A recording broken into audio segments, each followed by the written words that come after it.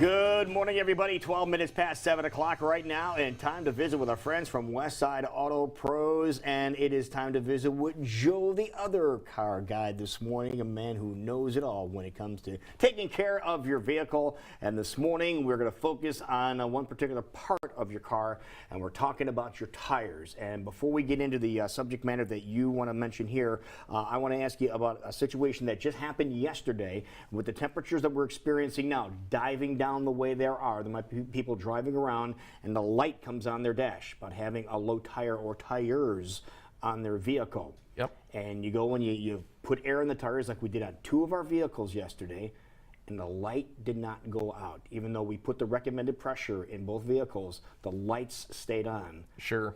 What's up with that? There's some technology with the computer system that monitors that some vehicles have to be driven, and it's very, very specific. It could be 7 miles at above 25 miles per hour, or it may have to recognize that it's at the correct pressure for a certain period of time. So Really? it may be on, it may sit overnight and then go off the next morning. Or some of them can have, a hiccup or a malfunction that actually needs reset with a computer. Okay. So there's no safety issue. If you put the tires at the correct amount of air pressure and that light stays on, you're safe. Okay, I've never experienced that before. Usually you put air in there, boom, the light goes off, Exactly. And you're good. Yeah. All right, so don't freak out in case that happens. Exactly. Probably 3 out of 4 vehicles, it's going to go right off. It's not Okay. even going to be an issue, but that one rare instance that it does happen. Or 2. Or 2 in your case. 2 not so rare. But you're going to see that this time of year with the cold temperatures outside. You're losing air out of your tires just because of how science works. Yeah, some scientific thing. But there's ways of even preventing that, depending on certain tires or certain air that you can put. Yeah, yep. Nitrogen definitely helps with that because of the size of that molecule. It doesn't, it doesn't go out as fast. It's still going to have some variance, but you may not see the huge swings. But it's one of those things where you should really check your tire pressures once a month anyway, just to be safe. So. Yeah, they were off all the way around the board. So we're not caught in a situation, because the last thing you want to do is be stranded when you have these really chilly temperatures outside. So we're telling you to check the air in your tire, whether that little light comes on or not, to make sure you're staying safe out there. But there's a tire a lot of times we don't always think about. Exactly, and that's the spare tire, and not the one around my waist. That's a different subject. I'm glad you said it, Joe. No, just kidding. Yeah. So every day of the week, AAA sends out our mobile guys to, countless flat tire calls. And either the spare is A, flat, or B, not there because they don't have them. Right. So there were 450,000 flat tire calls that AAA dispatched, not to our guys, but nationwide last year. That's a lot. So just for 1 year, almost 500,000 flat tire calls.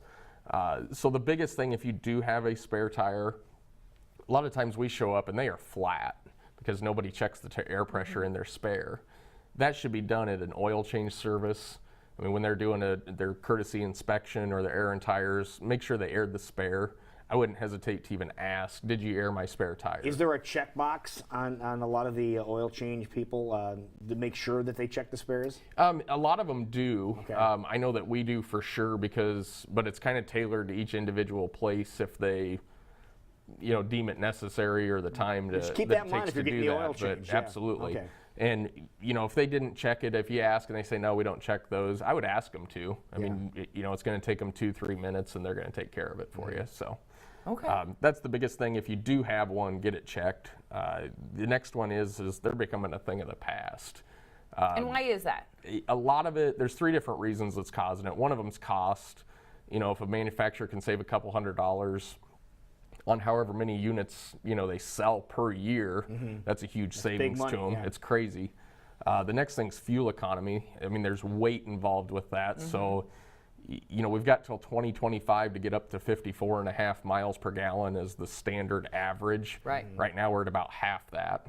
So they can increase the technology, or they can start dumping some weight, and they're going to have to do both to get there. All right, what's the average tire, set you back weight-wise nowadays? It really, really depends. A spare tire and wheel combination's probably in the neighborhood of 25 to 40 pounds, depending on, if you've got a truck, SUV, or if you're driving a, Prius.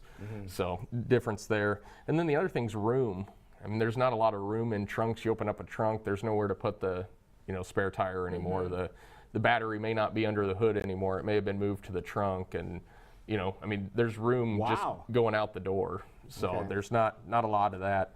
And some cars, it's an option that you pay extra for now, and it goes back to that cost thing. Is they don't want to have to pay for it, so they'll just pass it on to the end user. So when you're buying your car, do you want a spare tire? Exactly. Yep. And then a lot of times what we see now is they're coming with a small air compressor and a can of sealant. And that's your device that hopefully works to get you at least safe to the the tire repair shop or whatever you need to get to. So that's an option as well. And in 2012 there were 54 models sold in the United States that don't have a spare tire. 2017 there's almost a third of them. Wow. So we're eventually getting to that point with new vehicles coming out. So what do we do to make sure we're not caught on the side of the road and having to call AAA? The biggest thing is don't assume that you have a spare. I mean, check and make sure that you do.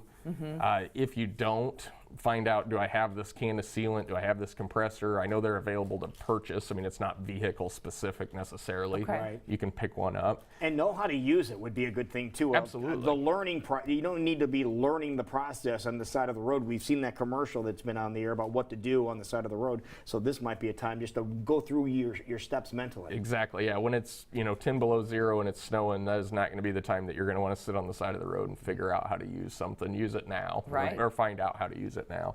And then the last thing, I mean, make sure that if you have roadside assistance, that it covers towing.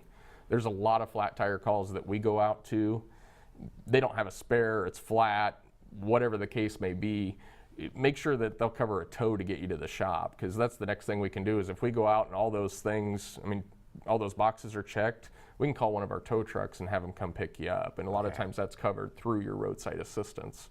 So it's something to definitely make sure that you don't just have tire changes covered, make sure that you have towing covered. Got it. All right, and make sure you have those emergency numbers in your phone now, again, so you're not Exactly. searching for that when you're in a moment of distress. So if you want to get in touch with the great people over at Westside Auto Pros, they'll be happy to talk you through anything, even how to get through AAA and making sure those numbers are properly in your phone as well. Absolutely. How do they get in touch with you, Joe? They can call us at 225-9090. They can come see us down off Swanson Boulevard on 92nd Court, or they can call or email me at joe@westsideautopros.com. Wonderful. Boom. Thank you, Joe the Car Guy. You bet. Thank you. It is